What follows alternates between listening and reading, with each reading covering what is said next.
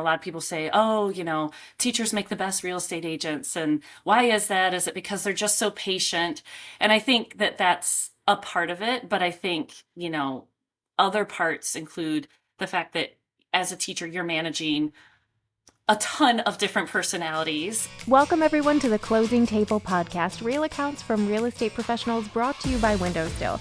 I'm your host, Kat Schooler, and today I'm sitting down with real estate agent Melissa Lambert. Melissa is with Long and Foster Real Estate out in Fredrick, Maryland, and this episode is going to be such a great episode for anybody who's considering making that career change into real estate. Melissa is a 3-time career changer, and she walks us through her decision-making on how she changed careers each time, moving from these long-established careers in these other arenas and now finding her forever career into real estate, and how all of these things served her life purpose. Oh, it's such a beautiful story. Can't wait for you to hear it. She also shares with us how she educates her clients and helps them write competitive offers that stand out in this really competitive market. And then she shares with us a really cool story about how she helped someone with an expired listing, a house that sat on the market for like a year, and how she got it sold in like 2 weeks. You guys, Melissa is so great. I can't wait for you to hear from her. So without further ado, let's jump right in. Melissa, thank you so much for joining me today. You have a really interesting story. You are a 3-time career changer and now have landed in real estate. And I'd love to just start by talking about your background and kind of the decisions that led you to real estate. Sure. Yeah. Well, thank you for having me. I'm really excited to be here and chat with you today. Yeah, you're right. I like to refer to myself as a perennial career changer. Real estate is career number 3 for me. And I think, in sort of looking at how I got to where I am today, it's good to start, with at the beginning, kind of all ties together. I grew up in Michigan. I went to college at Michigan State University and I studied international development and Chinese language and culture. So, I actually lived in China for a little bit.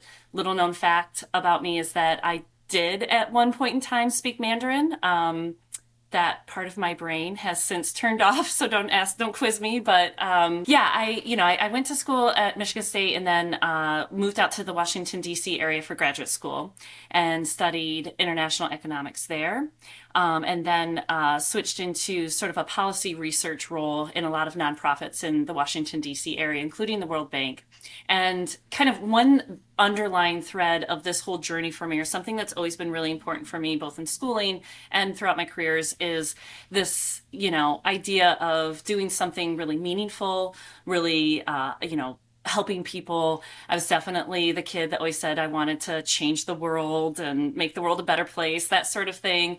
But seriously, that has been a motivating factor for me in everything that I've done. Is I always, in order to justify getting out of bed in the morning and doing what I was doing, I always had to have this feeling that I was giving back in a way and that I was helping to contribute to the greater good. So, definitely try to achieve that in international development and economics. I worked in arm of the World Bank where we were focused on informing policymakers around the world to increase food security, to solve the hunger problem and poverty problem. I mean, these are like big, concepts, but I thought I was doing my little part to do that. Working behind a computer every day, crunching numbers, writing policy reports, there was a lot of distance between what I was doing on a daily basis and the actual impact that it was having in people's lives.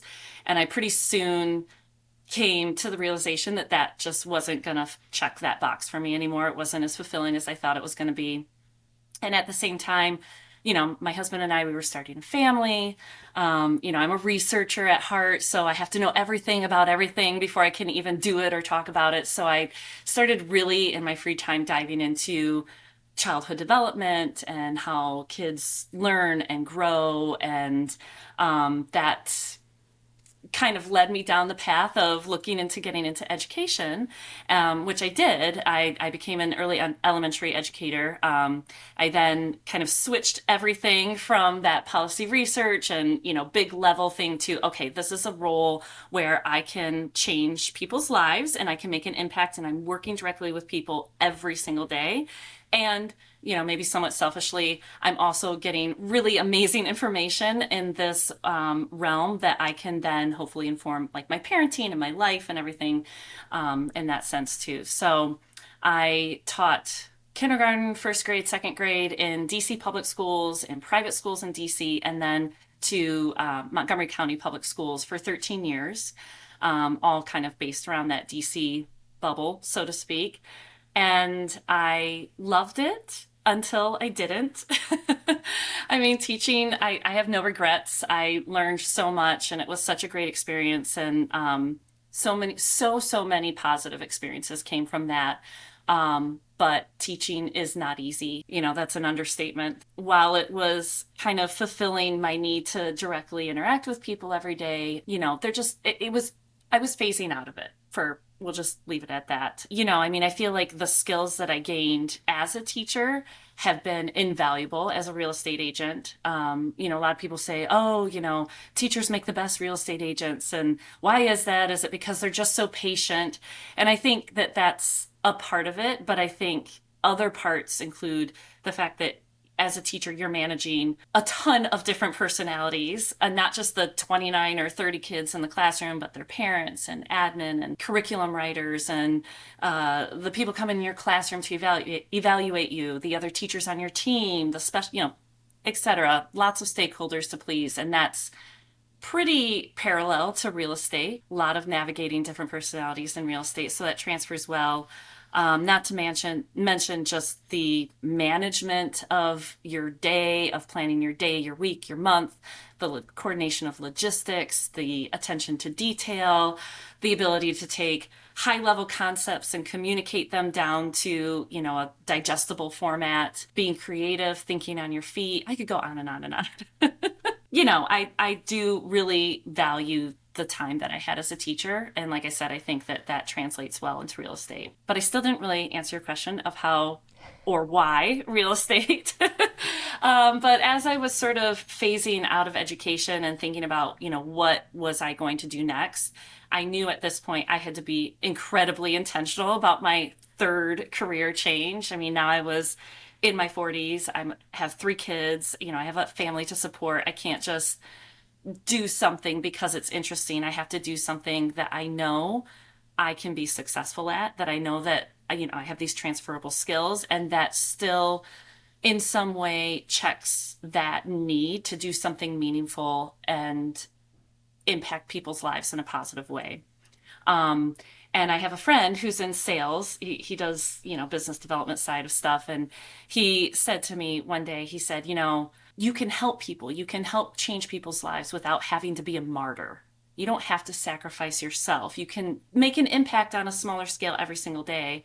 And that really resonated with me and got me sort of over my prejudice of sales as being, a little bit manipulative or slimy, like the, used car salesman sort of stereotype, and got me thinking in the realm of, well, maybe I can just go into this completely different area that I've never thought of, still with like in the spirit of service and giving back. And so I started thinking about sales, and real estate really came in because I knew I couldn't do software sales or sell vacuum cleaners or something like that. I had to sell something that was big. I had to, I don't know, just have something that had a big role in people's lives on par with food security and education, and housing is really big. And so, housing is important to me on a personal level too. Growing up as a kid, I was just talking to you about coming from Michigan. I grew up in Flint, Michigan, and my entire childhood I spent living in trailer parks. I'm a trailer park kid. And so, home, I saw firsthand how home plays a really important role in just, not just your wealth and investment and things like that, but also in your identity as it's a part of where you live. It's where you bring your friends home, and people kind of shape their ideas of you based on your home. And I remember there being a distinct difference when my family, we bought our first quote unquote real home. A mobile home is a real home, and I loved my home, not to say that I didn't. But when I was in middle school, when we were able to buy a home with a second floor and stairs and a basement. And that just was like life changing for me. I mean, I just felt like we had made it. We were, that was it for us. But I also then got to see my family live in that home for a little bit and sell it and get a little bit bigger house, and then live in it for a little bit and sell it and get a little bit bigger house. And, by the time I was a young adult, my family was living in a really wonderful home on Lake Michigan, just from kind of climbing that real estate ladder. All of that being said, I think at that moment in my life, these are all kind of pieces of the puzzle of how I put it together to say, okay, this is a career I want to do where I know I can be good at it. I have the skills necessary to do it. It means a lot to me personally.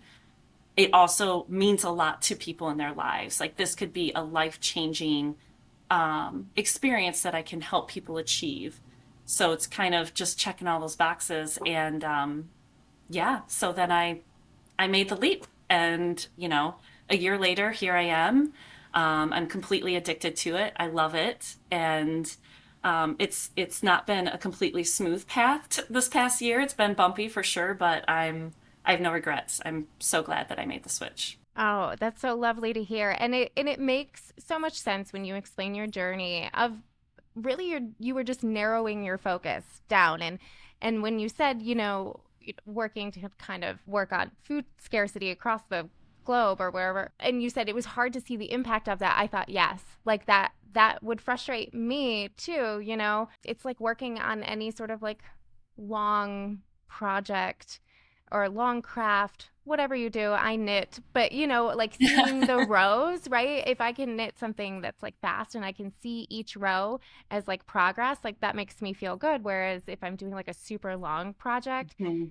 I maybe have done 200 rows, but if I'm going really wide, like it doesn't look like much. Maybe that metaphor Yeah. doesn't work for No, some no, it people. works. Yeah. And then imagine, you send it off and you never get to see the person receive it. Yeah, It's, totally. yeah, yeah, And then yeah, going to groups of children and families, and then just getting even smaller to that one family each time. yeah. I think is a beautiful narrowing of focus. Did you have any hesitations along the way? I think a lot of people still have this kind of old mindset, because I do think it is a newer mindset towards careers, that we don't, like we were talking before, we don't work for GM. And this is because we're both from Michigan, so we got to bring in Yes. the big three. We don't work for GM for 50 years and then retire.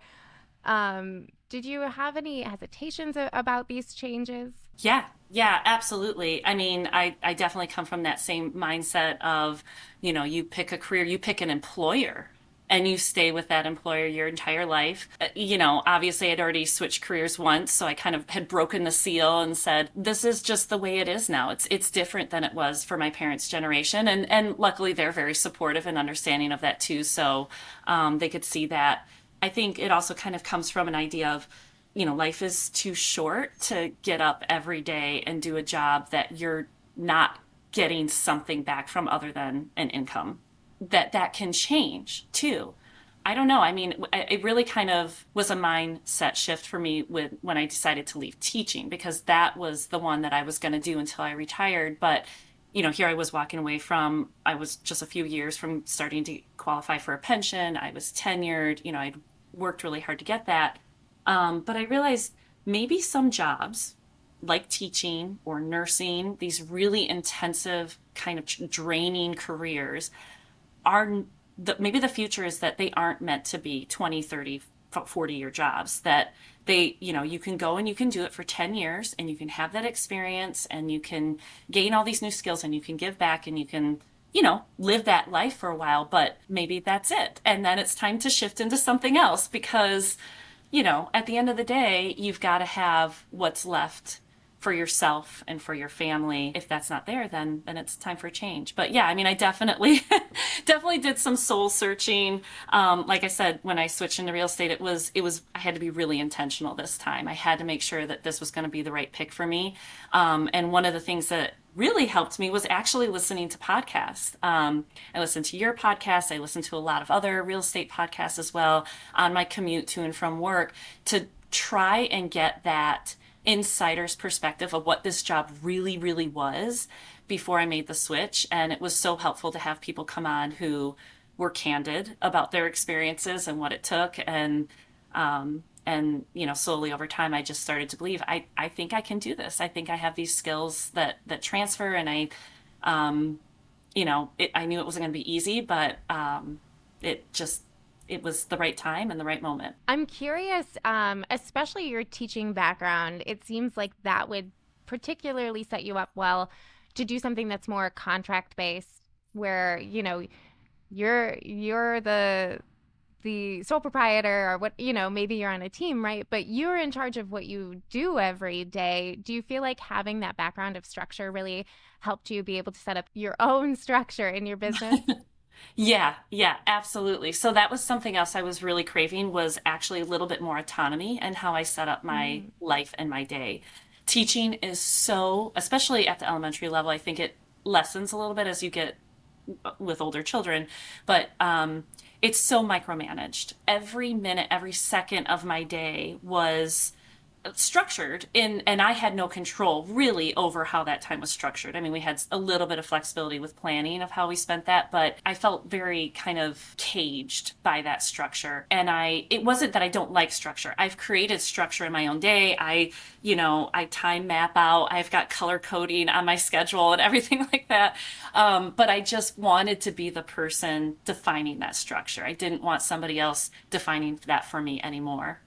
And actually, that played a big role in where I ended up. So when I started shopping around to different brokerages and different teams, which I knew for sure I wanted to be on a team, learned that from the podcast, that going solo is very tough, and having a team there to support you, at least in the initial 1 to 5 years, was pretty critical. So I interviewed teams, and I didn't know this going in, but as I started interviewing teams, there were some teams that were extremely structured in how they wanted their agents to do their day. You had to be there at a certain time. You had to spend the first hour doing this, and the second hour doing cold calling, the third hour doing role play. And then there were other teams that were like, hey, it's your business. Do it how you want. I'm just here to support you if you need me. And I found myself leaning much more over to the open-ended, flexible side of things, where I wanted the support for sure. But again, it just came back to really wanting that control over how I set up my day. It's so far been working. Wonderful. That's so good to hear. Okay. Yeah. Let's talk about working with clients. When you meet a client for the first time, what are you going over with them? What are you maybe hoping they ask you? Let's talk Yeah. about how you approach that. Well, I have, this past year being my first year in the business, I have helped some sellers, but I've definitely leaned more towards helping buyers. So I really, kind of depends on where I'm meeting the buyer. If it's a buyer that I know from like my teaching days, I've helped a lot of teachers that I used to work with. It's definitely a more casual approach. I do meet a lot of buyers at open houses. That's been a big source of leads for me. I try to do, my initial goal was to do 2 a weekend, but there's not enough houses on the market to host 2 open houses a weekend. So anyway, when I first meet buyers, if for example it's at an open house and it's kind of my first time meeting them face to face, initially I just want to make them feel comfortable and at ease. I'm not the type of person to be super aggressive when they walk in the door and jump right into, the 20 questions of what they're looking for and can they sign this agreement or can they sign in and all of that. I find that it's a little bit off-putting to do that. And instead, I just like to kind of get to know people as a person first instead of letting that kind of like sales thing take over. But once, we've kind of established that we like each other, then I do like to steer them towards a buyer consultation. That's really a time where we can sit down, maybe at a coffee shop. I've done it at my office. I've done it over Zoom, where we're going to go over the entire buying process from, you know, pre-approval to home searching to now very much including the buyer agency agreement and how compensation works and all the various scenarios that we might encounter and how we can address those, with the goal of really making sure that they're informed of the process. It also serves the purpose of kind of building more trust as we're having this conversation.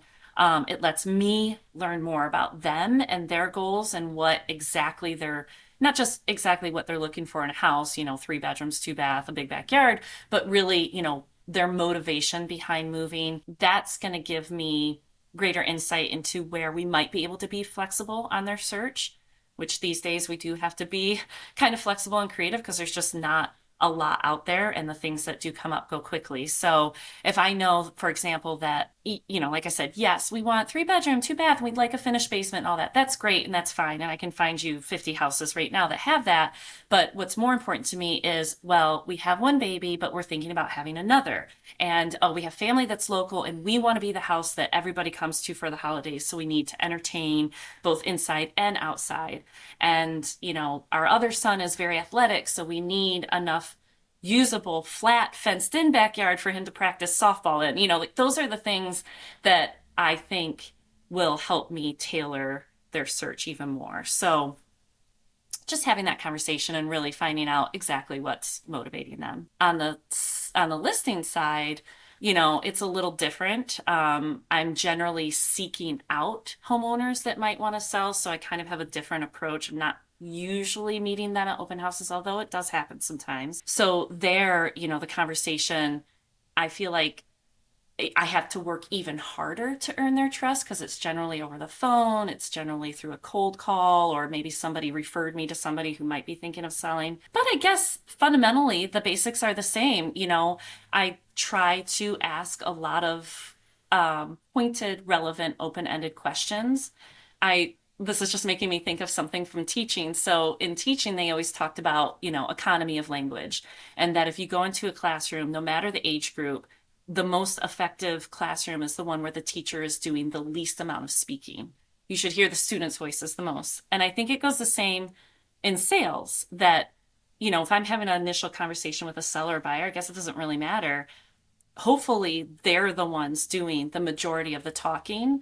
And I'm just kind of asking the questions and, putting in, my 2 cents as it's appropriate, or if they ask me a question, of course, but I hope that I hear their voice more than I hear mine. Ooh, that's such good advice. That's so good. Do you have any memorable client stories so far, or like maybe if you want to tell us about your first transaction and how that went? Yes, lots of memorable ones so far.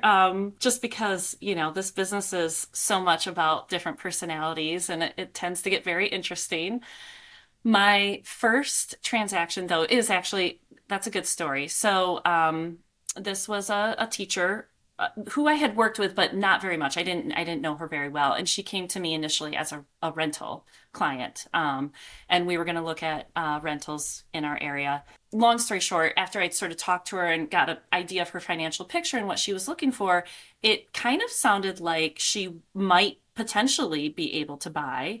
Here we were looking at a townhome for rent that was, I think, like $3,200 or $3,300 a month. And it was literally on the same street as the same exact townhome further down that was for sale at a price point where, even if she didn't put 20% down, I mean, it was just kind of doing the math in my head. I'm like, her monthly payment would be way less than this rental payment. That just kind of triggered me to start asking her questions about, well, why are you renting instead of buying? And, it turned out that it wasn't so much a financial constraint as it was that she just didn't think she could. She had kind of all these myths in her head of, well, I don't have 20% down, or I don't, I just don't think I can. She thought she couldn't afford it.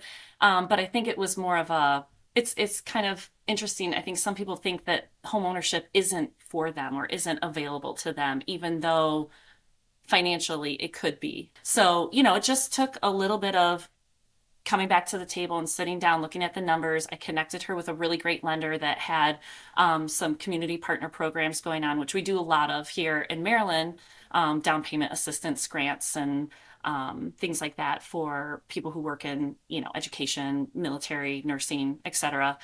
And long story short, we were able to make it happen. And she ended up in, through a long search, she ended up getting this beautiful detached home on about an acre of land. She was able to have dogs again, which she hadn't been able to have since she was younger and, being a renter and everything. So she has two dogs now that run around in her fenced-in backyard, and she sends me pictures and videos of them all the time. And I don't know, it's just that was a really great one. Just because I felt like I helped her achieve a goal that maybe she didn't know was even within reach for her. Being a teacher too always helps. I love helping fellow teachers. So Oh, that you I mean you changed her life, right? yeah, yeah, well, I hope so. I think so, especially being able to have animals again. I'm not a particularly dog person, but you know, those types of companions, they change our lives, and so being able to kind of bring that back into our life. I don't know. That's a really sweet story. Yeah. Well, thanks. Thanks. Yeah. Um, how do you help your clients make offers that stand out against the competition? Because we've talked about it that it's a really competitive market. I think a lot of people out there trying to buy know how competitive it is. Yeah. So how do you help your offers stand out? Yeah, yeah, definitely. I mean, out here it's very competitive too. I mean, like most places we have limited supply. We still have a good amount of buyer demand out there, and so when things come up, it's the kind of weekly cycle. They come up on a Thursday, the deadline's Sunday, and then it's under contract by Monday. I just start by educating my buyers. Most of them generally know this coming in, but just giving them a little snapshot of the market and really explaining that cycle to them, that that's just how quickly it can move. But also, explaining that there are still opportunities out there. We can definitely also keep an eye on listings that have been sitting for more than a week or 2 weeks. It's just crazy to say that 2 weeks is quote unquote stale, but usually that gives you a little bit of leverage or bargaining power in there. So education is the first piece. I think also just being extremely prepared. So I can't stress enough the importance of being pre-approved, not just pre-qualified, not just printing off something from rocketmortgage.com or whatever, no offense to Rocket Mortgage, but actually sitting down with a reputable local lender. And that does matter in multiple offer situations. Sellers or listing agents, at least, are the good ones anyway, are checking what lender are they using. Are they local? Have I worked with them before? Does this letter mean what does it carry the weight that it's supposed to? So getting that squared away, getting that pre-approval done is so important, not just obviously for the competitiveness of the offer, but also because it gives you that idea of where your budget really is and how much wiggle room you might have in there or not. Um, and then I think it goes back to, that buyer consultation meeting. Part of that, I actually bring up a blank purchase contract, purchase agreement, and we kind of walk through how any offer is not just the price. It's it's a composite of lots of different terms, and how you adjust those terms can really affect the competitiveness of your offer while also balancing what you're willing to do and what you feel comfortable with. But those terms, like, of course, bottom line, money talks, that's always going to be the number one thing that people are looking at. But I've had deals make or be made or broken based on the settlement date, or based on if the buyer was willing to do a rent back or not, or even sometimes based on the amount of the earnest money deposit. So all of these other components of the offer really matter. And so if you can't be super strong on this one piece, then we've got to compensate with some of the other terms in this offer. So again, just that's kind of educating the buyer and making sure they feel like they understand what an offer actually is made up of. And then I think the final piece is communication with the listing side. I do it early and I do it often, as much as I can, and really starting to get that rapport with the listing agent to show that, I'm another professional on the other side. This transaction is, if you are going to accept this offer, you can rest assured this is going to go smoothly. I've filled out the contract completely. Believe it or not, that doesn't always happen. And I'm putting together a really strong offer for you. And in that communication with the listing agent, we go over what is the seller really looking for? What does the seller really want aside from highest and best? Because a lot of people don't do that. I think buyer's agents are catching on that that's really important, but so often I hear that a lot of buyer's agents will just assume that the quicker the closing, the better, and put in a 3-week closing in their offer when really it turns out the seller, you know, is going on vacation next week and would actually prefer to have a 6-week closing because that's the only way they're going to have time to pack up and move, but they just didn't ask to find that out. So getting that, key input from the listing side and then using that in the offer, I think it really goes a long way. So yeah, communication, being prepared, all of it. And it's still it sometimes it doesn't work out. Sometimes there's just another offer that's stronger, but I think with those pieces in place, you can at least feel confident that you gave it your best. I think that's great because it really goes to show you can't assume they just want the most money in the quickest amount of time. There could be these Yeah. other extenuating circumstances. I talk to agents a lot, and often it's brought up, and it's so true that buying and selling homes is very emotional, and sometimes there's a major life change. Maybe there's been a death, things like that that are kind of going to affect people's feelings about how they're approaching like selling a house. And so I Yes. think getting that insight on your side for your buyers is incredibly important. Melissa, what would you say is the biggest lesson you've learned since moving into the real estate world? It's so interesting. I think back to teaching a lot that when you're teaching in your classroom, you're kind of in your own silo, and it is a collaborative type of job, but you can work so much on your own and make decisions independently and be really successful just kind of closing the classroom door and doing, relying on your own knowledge and intuition of what's best. And I think and maybe this goes away as agents gain more experience, but the biggest lesson I've learned is to ask for help.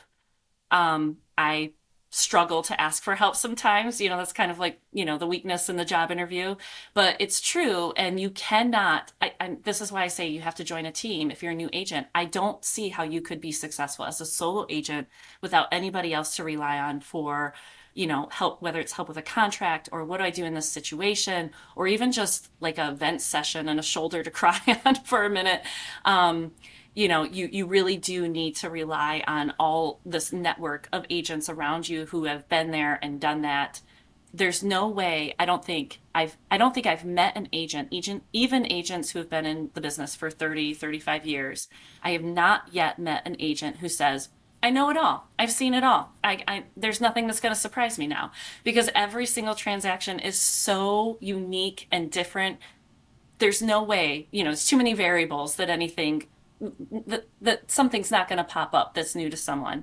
So that's why it's so important to have people who you can call and rely on to say, hey, have you ever heard of this? Have you ever seen this situation? And maybe they have, or they haven't, or they have something similar, but that's been so, so crucial. And I very quickly got over my hesitancy to ask for help, you know, because I don't know how you could survive without it. Okay, so another lesson that I've learned is the importance of listening to my clients, and not just in, a lot of people say that, like, oh, I listen to my clients. And I think it's kind of listening to the words that are coming out of their mouths, but reading between the lines. What are they really hinting at? What is really important here? Because I have found again and again that people come to you with a certain need or want or problem, and it's almost like the surface level. They're giving you like a proxy for what they actually really want or what's really going on. And if, it's kind of like what I was saying about getting to the true motivation. They're going to tell you, I need a house with, these specifications. But if you can really dig deep and find out what's going on under that kind of superficial level, then I think you're going to just be much more effective in helping them achieve that goal, even if they don't even really know it yet, that that's what they need or want. So, listening and watching and just kind of being a study in human behavior. I mean, it's really like psychology. It's interesting. That's why I say it's managing different personalities, because you really have to just figure out what is going on there and really tailor your approach to that.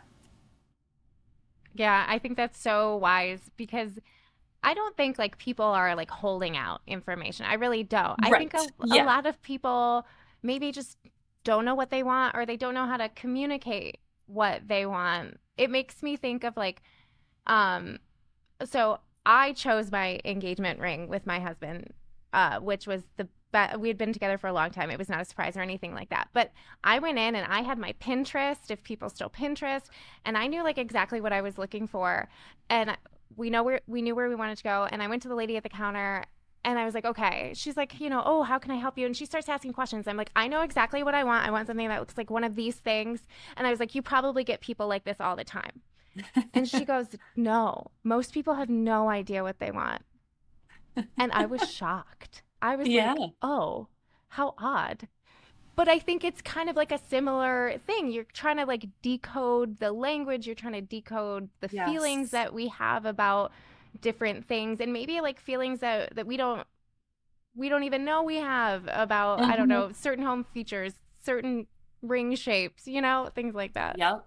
Yeah, definitely. Yeah, I agree. I don't think it's intentional. And I like that you said the word decoding because that's really what it, comes down to. And there are definitely people who come along who know exactly what they want, who have the Pinterest board and then it ends up matching up with what the end product is. But, I mean, we've all had the buyers who are like, I have to have a historic home and it has to be downtown. And then, 6 months later, they're looking at a brand new construction on 3 acres in the country. So it's a journey and that's okay too. But, I like that part of it, of learning about people and trying to figure them out. So it's interesting. Melissa, I think you had a post on your social media that was talking about helping a seller with a home that they had previously had trouble selling, and Hmm. they came to you and you were able to get it sold pretty quickly. So tell us that story. Like, what happened there? What were you doing differently, Yeah. or what do you think you were doing differently? Because you don't know the other agent's mind, but Right, right, of course. And never would, downplay what another agent has done. But yeah, just to give a little context on that situation. So, one of the things that I do, it's not my favorite things to do in the world, but I will cold call expired listings. So these are listings that, for whatever reason during the term of their listing agreement with their agent did not sell. And, I just kind of approach it with the lens of curiosity. What do you think happened? What's going on here? What are your plans for the future? Would you consider hiring another agent to try and sell your home again? And so that's how I met this particular seller.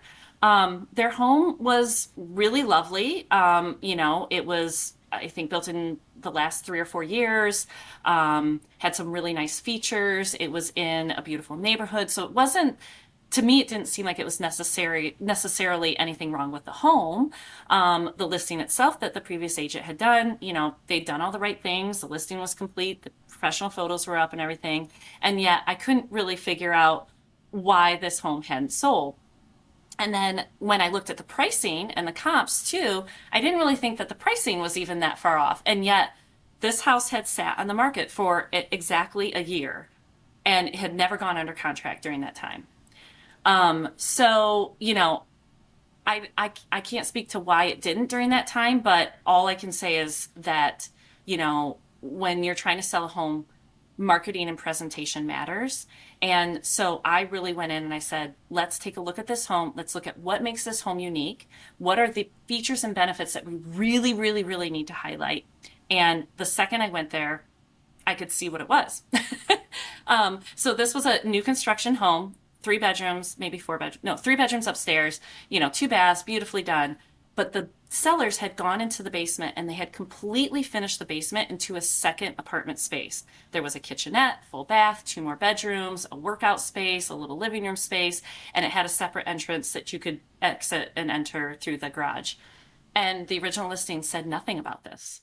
And here I am oh, thinking, oh my gosh, I meet so many buyers who are looking for, quote unquote, multi-generational living. They've got a 19-year-old son who's going to college and he doesn't really want to have his own place yet, but he also doesn't want to live in his childhood bedroom, so he wants to stay at home. This would be perfect for them.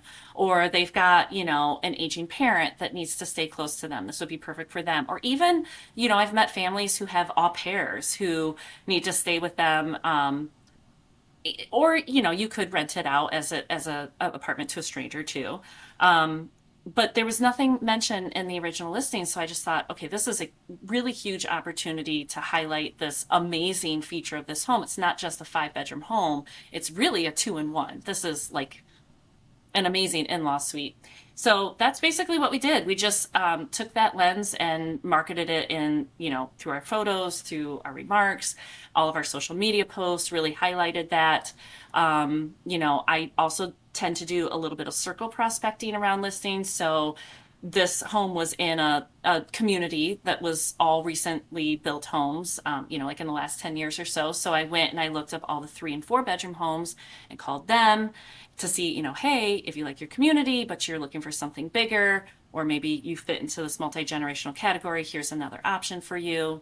And it just worked. It was the right marketing for that moment. There were a lot of buyers in the market at that moment that needed that. And so 1 week later, we were under contract. That contract, for reasons unrelated to the house, fell through. So we were back on the market, and 4 days later, we had our second contract. So it was a success. But I think it just, for homes that maybe are expired or don't sell, sometimes it's just the wrong timing. Sometimes it's pricing. I mean, this one we actually did list higher than the expired listing, because once we kind of viewed it as a 2-in-1 sort of situation, then the value increased, and we were able to get that price. So it was good.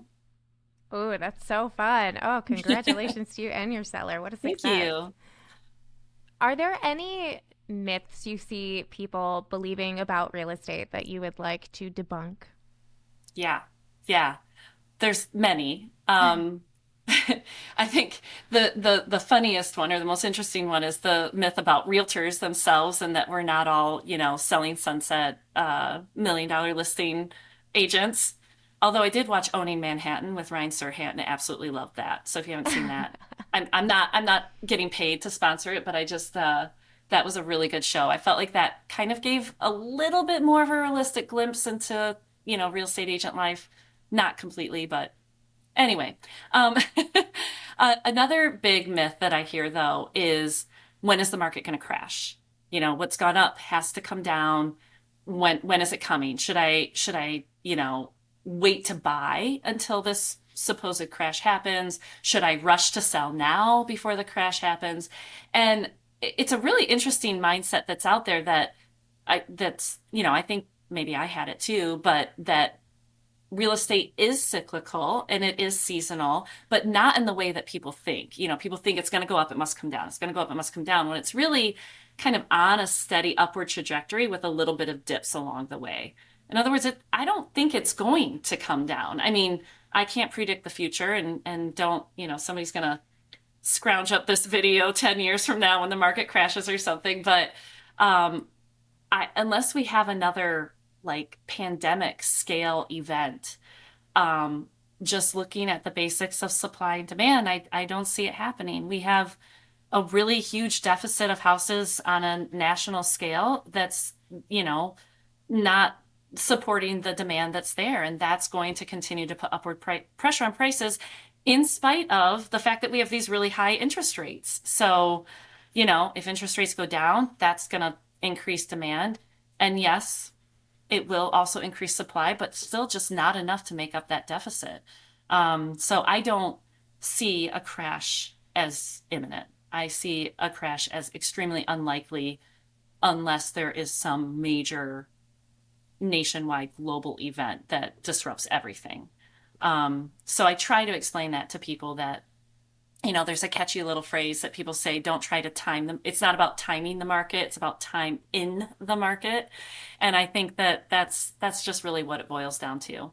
And to go back to, the whole real estate ladder thing, it's so important to enter it when you can and where you can, so that you can reap the benefits of that kind of constantly upward increasing prices, which increases your equity.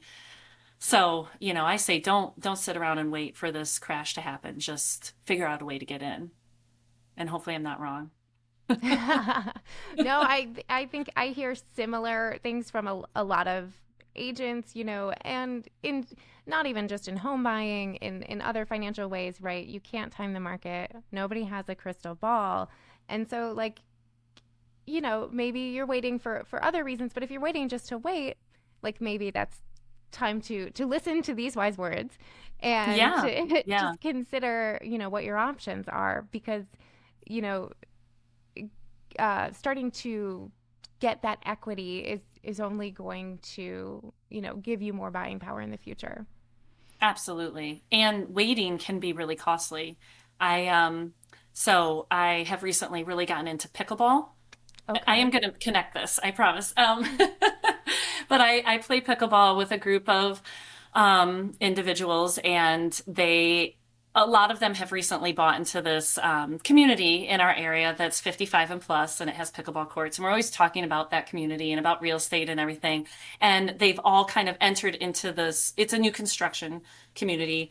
They entered into it at different points. And I mean, it's so interesting to hear some of them say, well, I bought, 2 years ago, and the base price was $100,000 cheaper than it is right now.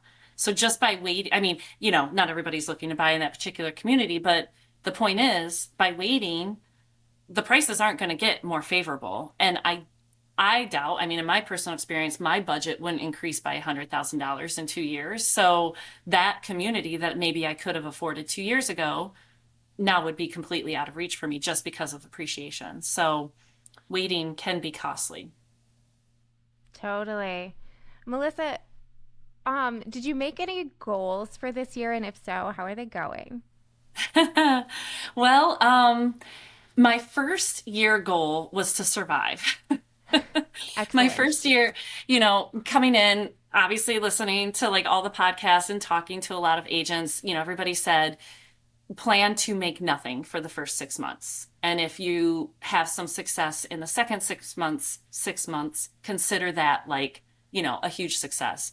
So initially, my goals for year one were by month 6, I need to see that there's some sort of activity or upward trajectory on where this is going for me to stay in this and stay committed to it. Otherwise, I'm going to have to find, another option.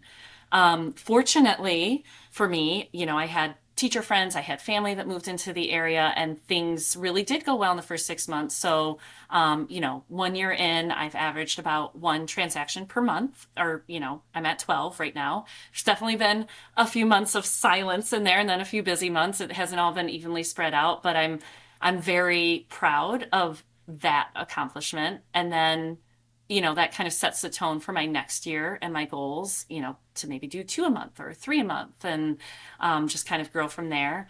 But I do, in true teacher fashion, like to break those goals down into smaller chunks. So I have, weekly goals and daily goals in terms of how many touch points I'm doing, how many people I'm having conversations with. Ultimately for me, it comes down to appointments. I want to set one appointment on the buy side and one appointment on the sell side per week. I don't always meet that, but I feel like I'm doing the right things to set me up for that. And that's kind of where, a belief in yourself and a faith that all of this hard work is going to pay off comes in. So I think if I keep meeting those daily and weekly goals of how many mailers I do, how many calls I do, how many emails I send, then eventually that'll get me to those appointment goals, which eventually will get me to those bigger monthly and yearly goals. It's a process, but it's going well so far. Oh, I'm glad to hear it. Oh, Melissa, you have had such an interesting story and I'm so excited for people to listen to this and especially if they're thinking of a career change into real estate to know that they can do it at any time, just like you did. Thank you so much for sharing your story with us and your time. Would you like to direct people how to find you so they can follow you, follow your story, work with you, hopefully? Yeah, absolutely. I mean, I love that. So I'm on Instagram at Melissa Lambert Homes. You can also email me at mlamberthomes@gmail.com. You can find me on YouTube. My handle is Move Me to Maryland. So yeah, just reach out. I'd love to have conversations with people and see if we can work something out. Awesome. Thank you, Melissa. Thank you. Thank you for listening to the Closing Table podcast brought to you by WindowStill. I'm Kat Schooler. Please be sure you're following our podcast on Apple or Spotify, and if you're part of our YouTube audience, make sure you hit that subscribe button. If you're enjoying this podcast, please feel free to leave us a comment or review. It helps us find more amazing listeners like you. Thank you so much, and we'll see you next time.